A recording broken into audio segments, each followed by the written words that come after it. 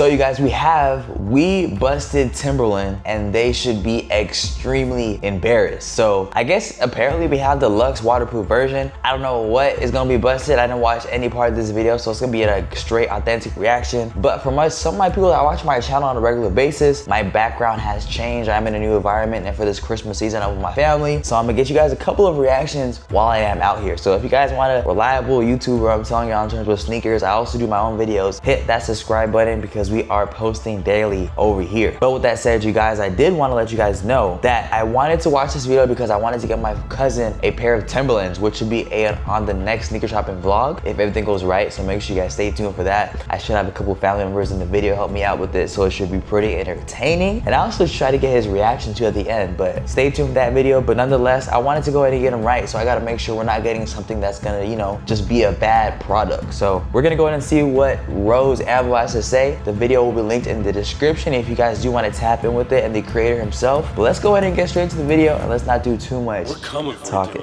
This is and actually, we can't be forgetting them AirPods, y'all. Give me 1 second. We're coming for you, Timberland. This is unacceptable. Not when we're in town. Holding these brands accountable. You busted, Timberland. This so let's get it, man. The absolute worst offender. Also, for all my people that have Timberlands out there, let us know how they are. I've always wanted me a pair of Timbs. They have been a part of the trend, which is kind of why I feel like I'm kind of accustomed or kind of want to get my cousins them because I've seen them so many times, but they are fire boots. So I personally want them. I feel like you can't go wrong with them. But let me know if all people that have them out there, let me know how they are. That I've ever seen some BS marketing hiding behind the heritage world, trying to make a high quality boot. BS marketing. I've seen it at almost 400 bucks. And looks 400. Like wait, hold on. Ain't Tim's like 200? If they really 400, we have to double back on that Christmas severe gift. Issues with this thing. So we're gonna cut this in half, run through all of our tests to really figure out, is Timberland scamming you guys? That's sure. all. And I had high hopes for it because Timberland's got this 75+ year history. Their work boots, every job. Wow, I don't know if y'all can see this right here. It says Timberland going for $632 on Go. You got a pair of Timbs on there.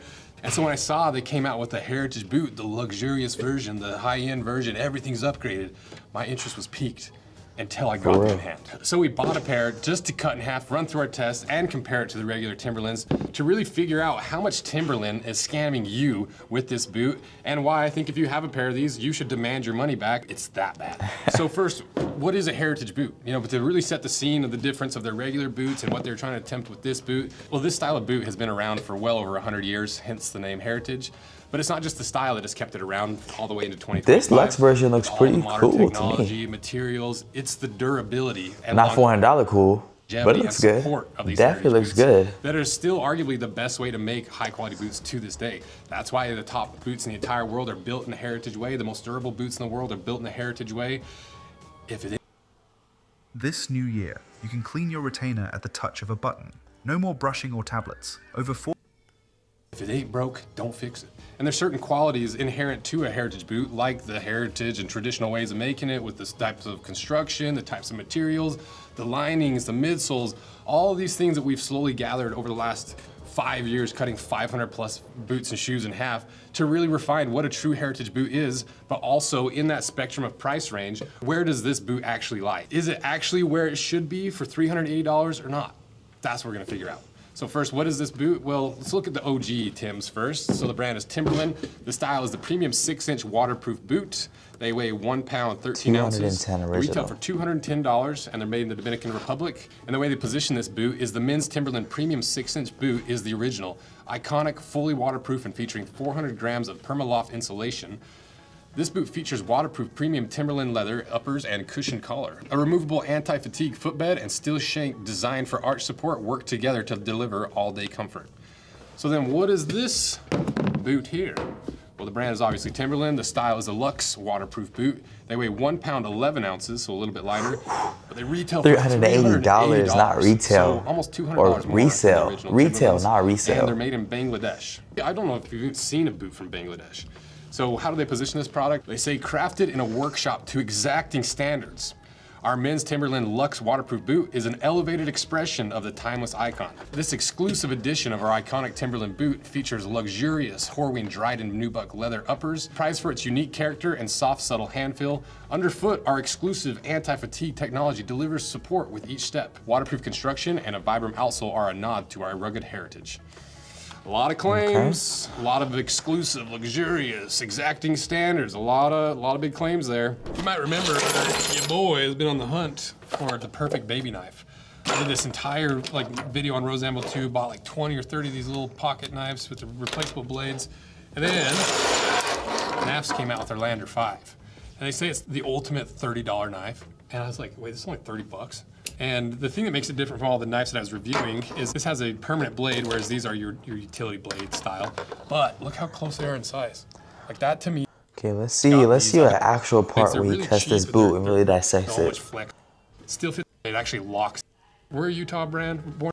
If you're looking for a stocking, I don't care what anyone says. So check those things for hair that actually make Under 5, the links in my description, and thanks again to NAFS for sponsoring this video. So what are those things that actually make a heritage boot what it is? Well, one of them is the premium leather in the upper. And why does that matter for a heritage boot? Well, because quality leather lasts a lot longer to match the longevity of the heritage construction. And you don't need that in cheaper boots and shoes because the sole wears out and you can't re-sole them. They're not made to last a long time, but heritage boots are. So what is this leather? Well, it is a Horween version of the classic Timberland leather. You can see it's a slightly different color, still has that matte texture to it, and Horween is one of the most famous tanneries in the entire world. But is this leather actually good regardless of who tanned it? Well, it's really thin. It's only 1.5 to 1.8 millimeters thick, and that's a lot closer to what you see thickness-wise when it comes to sneakers. I was expecting it to be more like 2.5, especially for the elevated version, the premium version, because your regular Timbs are exactly that, like 2.3 to 2.5 millimeters thick. There's some spin you could do that Timberland could say, well, the idea behind it, it's a luxurious leather, so we wanted it thinner to give it a more elevated look. There's no room for that because thinner leathers crease faster, they don't hold their shape nearly as well, and they wear out faster and they look worn out faster. So you tell me, why would they go with a sneaker thickness leather for their premium elevated heritage boot? Is it at least more luxurious than the regular Timbs? Not really. Like if you pretty much the same. Stamp, I mean, the color's different. I mean, you guys can see the color is different, but I don't know if it's more elevated. I feel like if anything, it looks more like pale. I don't know. From it, you honestly can't tell too big of a difference. You look at the cross section, it might have just a little bit more grain, you know, but that's about it. And it's not like the regular Timberlands are super premium leather. This is on their affordable work boot. So when you have cheaper, thinner leather on the luxurious premium version, not a great sign for the rest of the boot. And there could be some redeeming qualities in here somewhere. Like, look at the lining. It's because they said it's a Horween leather, it's premium, and linings matter for heritage boots because, like I said, they're extremely durable. And when you put a fabric lining on the inside of any shoe, we've all seen it. The heel wears out, your pinky toe, your big toe will wear out holes in the lining, and it completely ruins the shoe because you'd have to rebuild the entire thing to replace that. So that's why in heritage boots, you rarely see a lining, and if you do, a lot of times it's leather because it's a lot more durable, it smells less. And so what's in this boot? Well, they put a foam-backed fabric in the vamp. And it's way less premium and less durable than even just the regular Timbs. It's literally just a sneaker lining in a premium boot. And keep in mind, it is similar to how Timberland does theirs. They got the fabric lining in the vamp, but up to the quarters it's leather. And so Timberland can kind of hide behind the idea of like, well, we wanted to keep the fabric lining for breathability and pay homage to the original. But that would be a full-on cop-out to me. It's literally just a sneaker lining in a luxurious $400 boot. But is the partial lining at least good quality, hopefully better than the regular Timbs? Well, it seems okay, but it's full of scars and loose grain and it's stretchy, but more importantly, the lining is already coming loose. How can you charge 400 bucks for a boot that has a cheaper lining, a fabric? See, y'all, this is exactly why I love to always watch people before I buy things. I feel like this is a good lesson, especially for y'all that, I'm not even saying this because I'm a sneaker YouTuber, but always make sure you guys watch about certain products before you go ahead and get into them. So you guys, as I was saying, you guys, I was just saying there's so much importance, or not importance, but it's great to always watch before you buy something because it prevents you from, you know, spending things on things that, you know, just weren't as much value as you thought they were. And now that me seeing this, I probably can save myself a couple of dollars on Timberlands because I don't know if I was going to buy these in specific, but it's kind of making me not even want to buy Timberlands at all. So that's why I always say and I always preach, man, just go ahead and get the information. So That's just what I want to tell y'all. Make sure you hit the subscribe button though, for sure, because we definitely is doing sneaker videos just like this. To exacting standards like they promote over and over and over again. So is the lining at least better than the almost $200 cheaper regular versions? Is it more luxurious? No, like I honestly think this lining is better. It has a little more pigment on it, but I think through and through, the regular Timbs is a better leather. But what about this exclusive anti-fatigue technology that delivers support with each step? Oh, you mean just the regular Timberland insole? It's literally the exact same insole as regular Timberlands. But that's not what I'm curious about with this. I want to know what's But I'm curious, you would think Timberland would like make sure at least that it doesn't look the same. For heritage boots. Because as soon as you get around that $250 to $300 price range, you almost always see a leather lasting board. And the reason they do this is the same reason we talked about with leather this whole video. It's more durable than the synthetics, it smells less, it shapes to your foot, it gives you that nice footprint inside your boot that makes them super comfortable and durable. So what's underneath the standard insole of this $300 luxurious version of Timbs? A cheap sneaker lasting material. You see this exact material in almost all sub $100 cheap sneakers. And once again, Timberland can kind of shade the truth and hide behind, oh, we wanted to be comfortable, we wanted this, and this, we didn't want the hard leather. But it's not gonna give you any support underneath your foot. It's gonna wear out as fast as a pair of sneakers, if not faster, look clean, though, because this boot has a shank on the inside, but it does not have any structural support over or under the shank. So over time, you're gonna get what's called shank lift. That when you flex this boot, that shank's gonna lift up and start tearing through that insole and jamming into the bottom of your foot. This is a catastrophic design fail by Timberland. There is no excuse whatsoever. There's no room to even justify this. And you might be able to find a way to justify that I'm wrong about this, but then why does the regular cheaper Timbs have a compressed cardboard layer to support the shank? Is that elevated expression of the timeless icon? Or do they just make the boot worse with cheaper materials? So far, the only thing that's actually elevated this boot is the amount of money that they're making. I know I kind of said this, so I don't want to like repeat myself, but it's crazy how a brand like Timberland would even like kind of like chance having like that little chance that people would find out that they're skipping out on products. So I don't know, maybe it's just for the money. But it's just crazy to me to think the brand is so big. Why would they even like you selling you this do boot? that? And that's wildly embarrassing for a brand that's been making work boots for over 75 years. And you wonder why people don't support or trust big brands anymore. But now that we have that insole pulled out, I just realized there's probably an even bigger offense with this boot.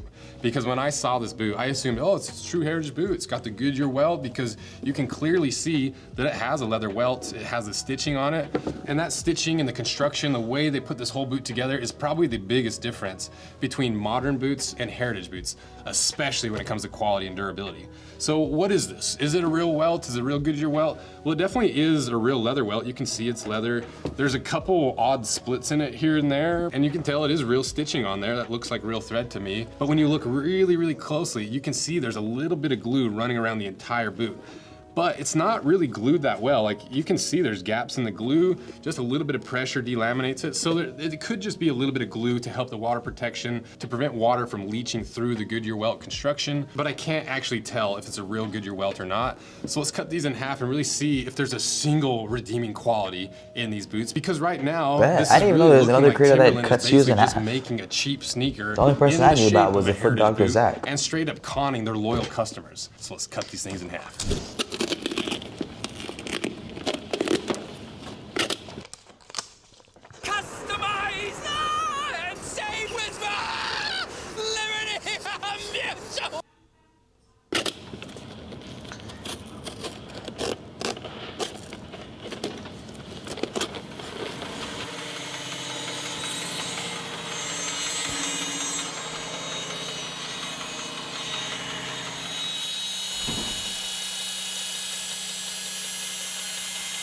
Totally destroyed? Is that like his whole lifetime? We got it cut in half. So if you're not subscribed, consider pushing that little subscribe button. It's literally the only way that we can afford to keep buying brand new products just to destroy, to hold these brands accountable, show you what you're actually spending your hard-earned money on, and which of these giant corporations are using your hard-earned money to pay these shareholders, these corporate giants at your expense. So give us a little sub. So now, let's see what's inside.